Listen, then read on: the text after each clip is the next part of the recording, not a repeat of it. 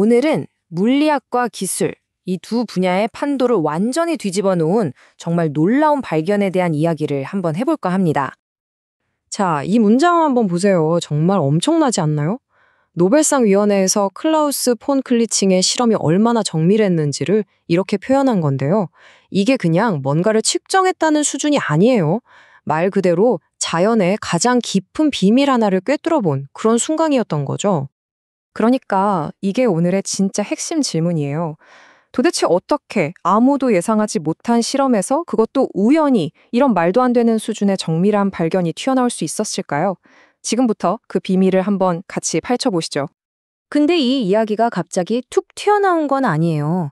폰 클리칭의 발견은 사실 무려 100년이라는 긴 시간 동안 차곡차곡 쌓아 올린 과학적인 유산, 그 위에 딱 서 있는 거거든요. 자, 시간을 거슬러 올라가 볼게요. 1820년에 웨르스테드가 정말 우연히 전류가 나침반을 움직이는 걸 보고, 전기랑 자기가 관련 있네? 하고 발견하죠. 그리고 한 50년쯤 지나서 에드윈 홀이라는 사람이 그럼 자기장이 전류에도 영향을 주지 않을까 이런 생각을 해요. 그리고 마침내 홀 효과를 발견하게 됩니다. 그리고 또다시 100년이 흘러요. 1980년. 바로 그 평범해 보이던 홀 효과에서 뭔가 정말 놀라운 일이 벌어집니다. 홀 효과라는 거 사실 물리학에서는 아주 기본적인 현상이에요. 뭐냐면 자기장이 걸려있는 도선에 전류를 쫙 흘려주잖아요. 그러면 옆쪽으로 살짝 전압이 생겨요. 이걸 홀 전압이라고 부르는데 웬만한 물리학 교과서엔 다 나오는 정말 너무나도 잘 알려진 현상이었죠. 여기서 제일 중요한 단어가 바로 예측 가능성이에요. 100년 동안 결과는 항상 똑같았어요. 자기장을 세게 하면 홀 전압도 스무스하게 올라가고 약하게 하면 스무스하게 내려가고 항상 부드러운 곡선을 그렸다는 거죠. 그러니까 이 평범한 실험에서 뭔가 새로운 게 나올 거라고는 아무도 기대를 안 했던 겁니다. 그런데 말이죠. 폰 클린칭의 실험은 평범한과는 거리가 멀었습니다. 뭐랄까, 기존의 실험 조건들을 정말 말 그대로 극한까지 몰아붙인 거였어요. 자, 이 표를 보시면 그 차이가 확 느껴지실 거예요. 왼쪽이 일반적인 실험이고 오른쪽이 폰 클리칭 실험인데 이건 차원이 다르죠. 자기장은 상상을 초월할 정도로 강하게 걸어주고 온도는 거의 모든 분자 운동이 멈춘다는 절대 온도 근처까지 떨어뜨렸어요. 그리고 결정적으로 사용한 재료가 달랐습니다. 바로 특수한 2차원 전자 시스템이라는 걸 썼죠. 아니, 2차원 전자 시스템이라니? 이게 대체 뭘까요? 이게 가능했던 건 순전히 반도체 기술 덕분이었어요. 폰 클리칭이 뭘 썼냐면요. 우리가 쓰는 컴퓨터나 라디오에 들어가는 트랜지스터 있죠? 그걸 좀 특별하게 개조한 소자를 쓴 거예요. 이 소자가 하는 역할이 뭐냐면 전자를 아주 얇은 마간에 가둬버리는 겁니다. 그래서 전자가 위아래로는 못 움직이고 오직 평평한 판 위에서만 돌아다니게끔 말 그대로 2차원 공간에 강제로 고립시킨 거죠. 이건 자연에는 없는 완전히 인공적인 환경이었어요.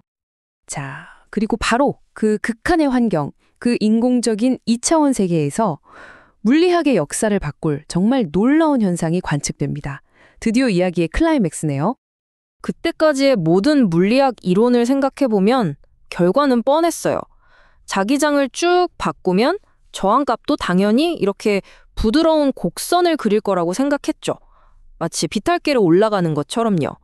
폰 클리칭도 당연히 그렇게 나올 거라고 생각했을 거예요. 그런데 그가 실험 데이터에서 본 건 완전히 다른 그림이었습니다. 데이터가 부드러운 비탈길이 아니라 뚝뚝 끊어지는 계단 모양을 그리고 있었던 거예요. 저항값이 어느 순간 갑자기 껑충 뛰어오르고 한동안은 자기장을 아무리 바꿔도 미동도 안 하는 완벽하게 평평한 구간을 유지해요. 그러다가 또 어느 지점에서 껑충 하고 뛰어오르는 패턴이 반복된 겁니다. 이걸 보고 사람들이 양자계단이라고 부르기 시작했죠. 물리학에서는 이런 현상을 양자화라고 부릅니다. 비유하자면 이런 거예요. 경사로, 그러니까 램프에서는 내가 원하는 아무 높이에나 설 수 있잖아요. 근데 계단은 어때요? 정해진 발판 위에만 설 수 있죠. 딱 그겁니다. 자연이 마치 연속적인 모든 값을 허용하는 게 아니라 이 값, 저 값, 그리고 요 값. 이렇게 특정 값들만 딱딱 찍어서 허용하는 것처럼 보였던 거죠. 자, 근데 여기서 진짜 소름 돋는 부분이 뭐냐면요. 바로 이 계단의 높이입니다. 이 값이요, 실험에 쓴 물질이 뭐 실리콘이든 다른 거든 아니면 샘플에 뭐 약간 흠집이 있든 말든 그런 거랑은 전혀 상관이 없었어요. 오로지 딱 두 개의 숫자. 양자물리학 책을 펴면 어디에나 나오는 플랑크 상수 H와 모든 전자가 가진 똑같은 전하령 E. 바로 이 두 개의 우주 상수만으로 결정됐다는 겁니다. 이건 뭐랄까, 실험실에서 우주의 설계도를 엿본 것 같은 순간이었던 거죠. 이 우연하고도 기묘한 발견은요, 곧 물리학계 전체를 그야말로 발칵 뒤집어 놨고요. 과학과 기술에 정말 어마어마한 영향을 미치게 됩니다. 왜 그렇게 중요했냐면요. 첫째, 이 발견이 너무나도 정확하고 보편적이라서 전 세계가 사용하는 전기 저항의 기준, 옴을 새로 정의하는 완벽한 표준이 됐어요. 둘째, 보통 원자처럼 아주 작은 세계에서나 보이던 양자 효과가 우리 눈으로 볼 수 있는 거시적인 실험 장비에서 떡하니 나타난 거예요. 이건 정말 드문 일이었거든요. 셋째, 2차원이라는 특이한 환경에서 물질이 어떻게 행동하는지를 연구하는 완전히 새로운 물리학 분야의 문을 활짝 열어젖혔습니다. 그러니까 핵심은 이거예요. 우리 우주에 대한 아주 깊고 보편적인 진리가 사실은 아주 작은 현대 기술의 부품 속에 숨어 있었다는 거죠. 생각해보면 정말 아름답지 않나요? 최첨단 반도체 기술이 없었다면 이 실험 자체가 불가능했을 거고요. 또 이 순수 과학의 발견이 없었다면 우리는 우주의 근본 상수를 이렇게나 정확하게 잴 수 있는 새로운 방법을 얻지 못했을 테니까요. 더 놀라운 건 뭔지 아세요? 40년이 넘게 지났는데도 이 현상의 모든 물리적인 원리가 아직도 100% 완벽하게 밝혀지진 않았다는 겁니다. 이건 우리에게 이런 질문을 던지는 것 같아요. 어쩌면 우리가 매일 보고 만지는 평범한 물질들 속에 아직 우리가 모르는 우주의 비밀들이 숨어 있는 건 아닐까? 그리고 그 비밀의 문을 열기 위해서 우리는 또 어떤 상상도 못할 극한의 실험을 해야 할까 하는 질문 말이죠. 네, 발견의 시대는 아직 끝나지 않았습니다.